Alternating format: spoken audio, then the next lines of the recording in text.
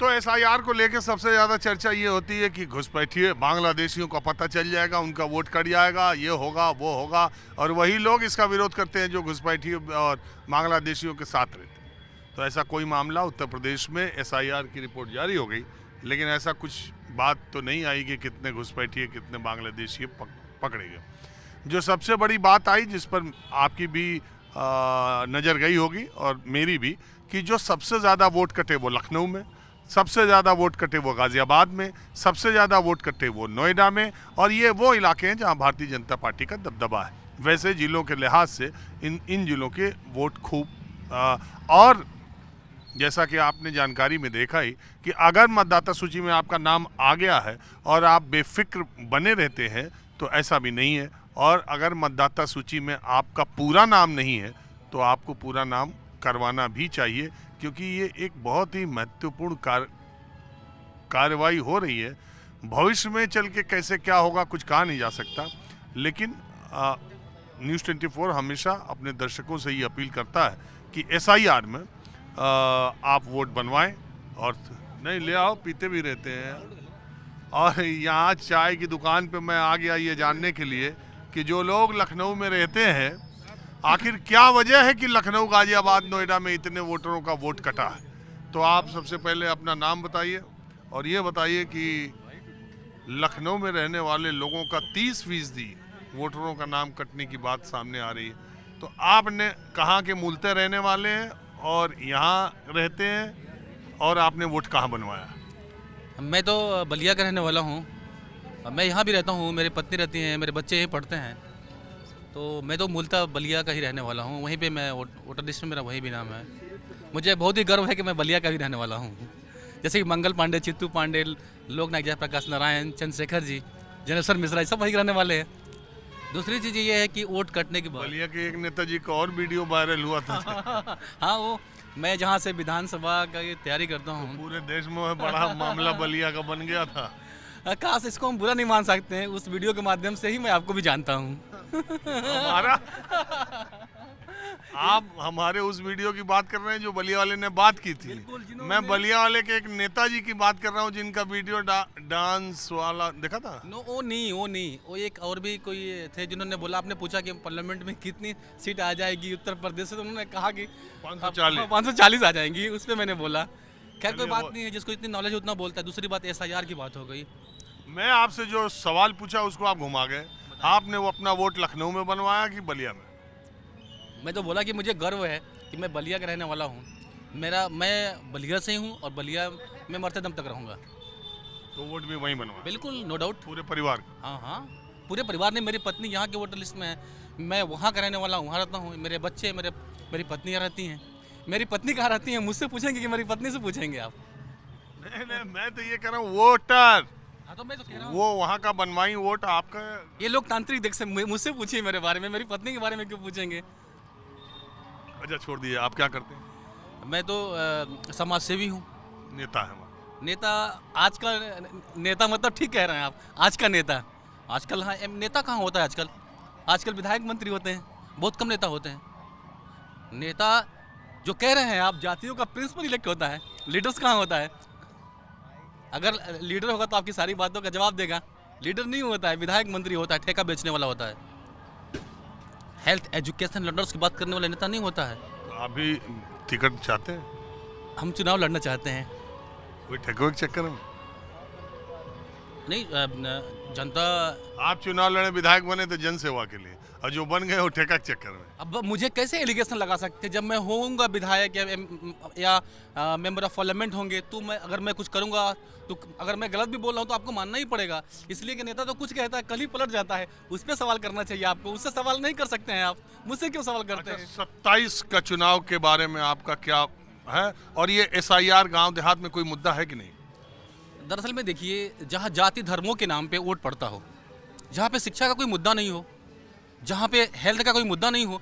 अभी आप किसी डिस्ट्रिक्ट में चले जाओगे, आप किसी भी उत्तर प्रदेश के डिस्ट्रिक्ट में जो थोड़ी रूरल एरिया है, और रात को जाओगे आप हॉस्पिटल पे, तो डॉक्टर नहीं उतरेगा, लिख देगा रेफर टू डिस्ट्रिक्ट पे लिख देगा, जो डिस्ट्रिक्ट हेल्थ सेंटर है वहाँ पे CSC PSC सेंटर पे से लिख देगा। आप मजबूर हो जाएंगे। मैं कहना चाहता हूँ आपके चैनल के माध्यम, बड़ी अच्छी बात है ये पकड़ में आ गए हैं भाई साहब। मैं बहुत ही खुश हूँ, आप बोलिए। मैं बहुत खुश हूँ।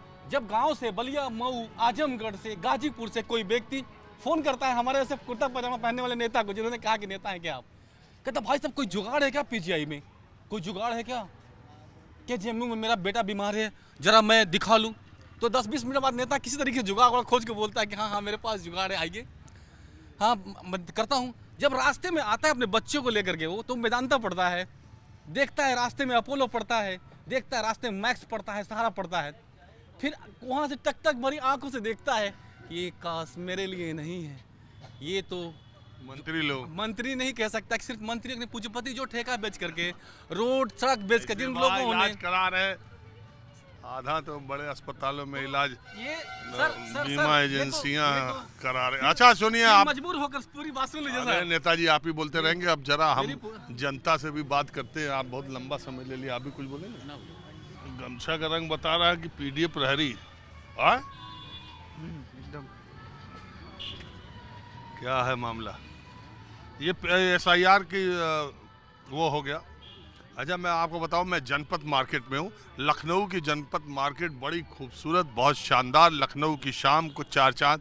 मैं थोड़ा उमेश सिंह से कहता हूँ कि आप जनपद मार्केट भी दिखाएं, और ये बड़ी शानदार जगह है।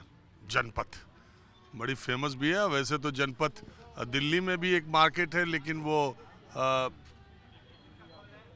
फुटपाथ या सस्ते सामान कपड़ों की है।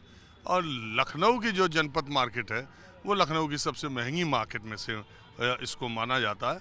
और ये एसी भी है ना, अंडरग्राउंड एसी मार्केट है। और इसी मार्केट की चौथी मंजिल पर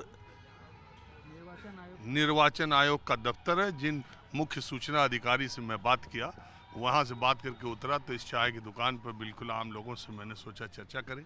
यहाँ नेता और आम लोग भी आते हैं, बच्चे भी आते हैं। चाय की दुकान है, बैठने की बहुत अच्छी जगह भी है। तो पीडीए प्रहरी जी, ये बताइए कि ये एसआईआर से कोई ऐतराज अखिलेश यादव को अभी दिखाई नहीं दे रहा, तो ममता बनर्जी इतना काहे कर रही है? नहीं, इसमें ऐतराज होने की बात थी, लेकिन उत्तर प्रदेश में समाजवादी पार्टी का काडर इतना मजबूत है कि हम लोगों ने बूथ बूथ जा करके पार्टी, अखिलेश यादव जी ने सभी को लगा दिया। एक एक वर्कर हमारे लखनऊ जनपद का, मैं लखनऊ जनपद का रहने वाला हूँ, मोहनलालगंज का। 15 दिन हमारा पार्टी के दफ्तर बंद किया गया कि कोई भी पार्टी का नेता पार्टी दफ्तर में, हमारे जिलाध्यक्ष जयसिंह जयंत जी ने और पार्टी के जो और तमाम आर.के. चौधरी साहब और सारे। अरे यार, ये हमने ये जानना चाह रहे हैं कि एसआईआर की जो प्रक्रिया हुई है वो एकदम सही फुल प्रूफ है ना? नहीं, इसमें भी लूप होल्स हैं। कैसे, क्या?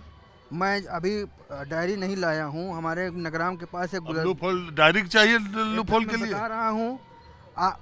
इसमें है जो इस देश में करीब करीब 2 से 2.5 करोड़ लोग ऐसे हैं जो विमुक्त लोग हैं। हमारे यहाँ जो तमाम लोग निर्वाहन करते हैं भिक्षा मांग करके, वो कभी पहाड़ पे रहते हैं उत्तराखंड में, कभी यहाँ जनपद में रहते हैं, कभी गांव में रहते हैं, कभी बिहार में रहते हैं, कभी महाराष्ट्र में रहते हैं।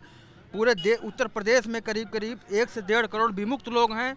उनका कैसे आप तय करोगे कि उन पे ना आधार है, ना उन पे मतदाता का पुराना कोई रिकॉर्ड है? तो उनको वोट देने की जरूरत है? नहीं, क्यों नहीं वोट जब देने? मुक्त है वो, जब वो कभी पहाड़ पर है, कभी समंदर में है, कभी कहीं। अरे जो स्थानीय जो निवास कर रहा है लगातार जिस जगह पर, जो पाया जाएगा बीएलओ जी इसको पाएगा। इसमें नियम है कि फिजिकली वेरीफाई बीएलओ करेगा, वही आदमी का वोट बनेगा। इसमें तमाम क्या विमुक्त इस देश के नागरिक नहीं है? फिर आप सरकार शुरू कर देंगे कि ये बाहरी है, ये है, वो है। लेकिन उत्तर प्रदेश में तमाम प्रकार की दिक्कतें हुई, लेकिन समाजवादी पार्टी का मेहनत हम लोगों ने बूथ बूथ जा कर के किया, और इसका परिणाम ये हुआ। लखनऊ समेत आसपास देखेंगे कि हमारा वोट जो था, हम लोगों ने अपना जितना प्रयास हो पाया हमारा जिसका था सब कर लिया है। और इससे भाजपा खुद अपने बनाए हुए जाल में फंस गई, खुद उनके जाल में फंस गई। लखनऊ की सरोजनी नगर में 30% वोट कटने जा रहा है, और 30% में भारतीय जनता पार्टी के मतदाता हैं, वो जो बलिया में, गाजीपुर में रह करके आज यही तो हम लोग का हमारे समझ नहीं आता। और बंगाल में ममता बनर्जी, अभिषेक बनर्जी अब सुप्रीम कोर्ट जाने के लिए कह रहे हैं, ये कर रहे हैं, लगातार चिट्ठी लिख रहे हैं, SIR से ये हो गया, SIR से। यहाँ अखिलेश यादव और उनकी पार्टी के लोग खुश हैं। भाजपा अपने जाल में फंस गई, जो भाजपा का वोट कट गया, एकदम फंस गई। 30%, ये सारा वोट कट, शहर में उल्टी गंगा बह रहा है। सरोजिनी नगर विधानसभा है हमारे यहाँ, उसमें 40% शहरी मतदाता है और 40% शहरी मतदाता में 80% अपर कास्ट है। और अपर कास्ट के लिए मैं बताना नहीं चाहता हूँ किसका वोट है, वो दुनिया जानती है।